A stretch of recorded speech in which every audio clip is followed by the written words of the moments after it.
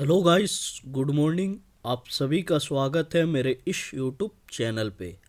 आइए फिर से आज अध्याय 5 को पढ़ते हैं और समझने की कोशिश करते हैं इस अध्याय में क्या क्या दिया हुआ है।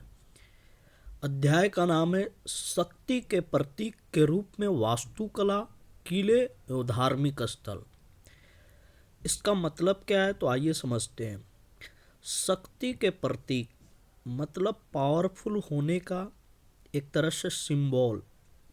कोई राजा अगर पावरफुल है, ताकतवर है, तो उसका प्रतीक के रूप में क्या क्या वो करते थे, तो वास्तुकला, किले एवं रिलीजियस पैलेस, ये सब पे बात करेंगे।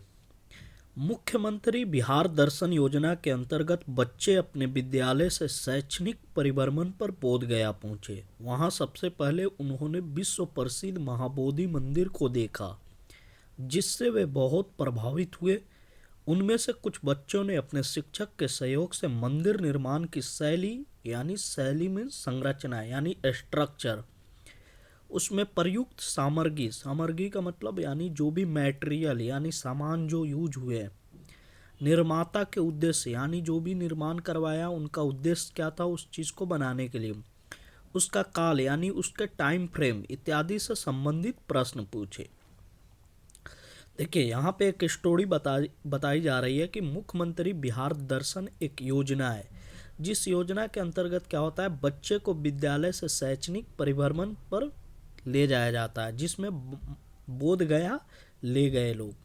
ठीक है गाइज, वहाँ पे सबसे पहले बच्चे लोग क्या किए, विश्व प्रसिद्ध यानी कि वर्ल्ड का जो फेमस महाबोधि टेम्पल है वहाँ पे उन्होंने देखा और उससे ज़्यादा प्रभावित हुए। उनमें से कुछ बच्चों जो थे वो शिक्षक के सहयोग से मंदिर का निर्माण का स्ट्रक्चर कैसे बनाए यानी शैली क्या है, उसके निर्माता के उद्देश्य क्या था और किस टाइम फ्रेम में वो बनी थी, कौन चीज़, महाबोधि मंदिर, उस चीज़ के बारे में पूछने लगे। आप कक्षा 6 में पढ़ चुके हैं कि किस तरह से तत्कालीन शासकों ने अपनी धार्मिक विश्वासों को व्यक्त करने के लिए बौद्ध, जैन और हिंदू धर्म से जुड़े उपासना स्थलों का निर्माण करवाया। तो यहाँ पे बताया जा रहा है कि कक्षा 6 यानी क्लास 6 में पढ़ चुके हैं कि तत्कालीन शासकों ने अपने धार्मिक यानी रिलीजियस बिलीफ मीन्स धार्मिक विश्वासों को व्यक्त करने के लिए उन्होंने क्या किया, बौद्ध, जैन और हिंदू धर्म से जुड़े उपासना स्थलों का निर्माण करवाया।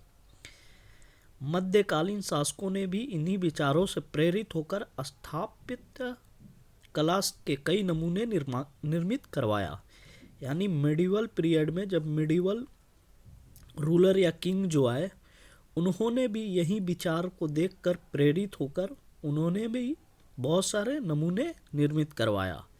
इस काल में शासकों ने अपने धार्मिक विश्वासों के अलावा राजनैतिक शक्ति और प्रभाव को भी इमारतों के निर्माण द्वारा व्यक्त किया। और इस टाइम फ्रेम में, काल मीन्स टाइम जो होता है, इस टाइम फ्रेम में जो शासक थे वो अपने धार्मिक विश्वास यानी रिलीजियस बिलीफ तो थी ही, लेकिन उसके अलावा पॉलिटिकल पावर यानी राजनैतिक शक्ति को भी, प्रभाव को भी इमारत के रूप में यानी व्यक्त किया। यानी इमारत बनवाकर यानी बहुत सारी बिल्डिंग बनवाकर अलग अलग वो अपने राजनैतिक शक्ति यानी पॉलिटिकल पावर को दिखाया कि हम इतने ताकतवर हैं। मध्यकाल का शासक वर्ग अपनी सत्ता को वैध ठहराने, शासन को अस्थायी बनाने तथा पड़ोसी राज्य से अपने राज्य को श्रेष्ठ साबित करने आदि के उद्देश्य से बड़े पैमाने पे यानी क्या करवाते थे, वास्तुकला बनवाते थे। मध्यकाल में, मेडिवल पीरियड में शासक जो होते थे वो सत्ता को यानी कोई गलत ठहराता था तो उसको ठहराने से और शासन को अस्थायी बनाए रखने के लिए और अलग राज्यों से अपने राज्य को श्रेष्ठ यानी अच्छा दिखाने के लिए वो क्या करते थे, अलग अलग वास्तुकला बनवाते थे।